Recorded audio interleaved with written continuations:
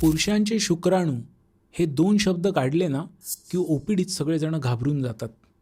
अरे बाबांनो, जर इन्फर्टिलिटी असेल, वंध्यत्व असेल, तर ते केवळ मुलींच्या प्रॉब्लेममुळे असतं असं नव्हे. कित्येक वेळेला पुरुषांच्या शुक्राणूमध्ये जर कमी असेल ना, तर त्यामुळे सुद्धा त्या जोडप्याला वंध्यत्वाचा सामना करावा लागू शकतो. आणि शुक्राणू म्हणजे काय हो?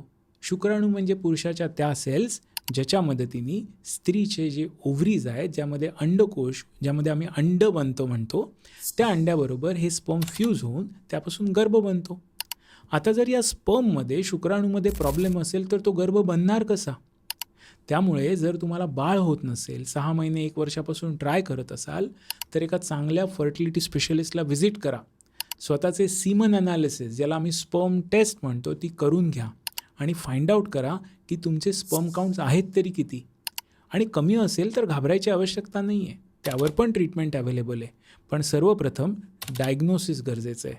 त्यामुळे स्पर्म टेस्ट, सीमन टेस्टला लाजू नका. या टेस्ट अत्यंत गरजेच्या आहेत जर तुम्हाला बाळ हवं असेल तर.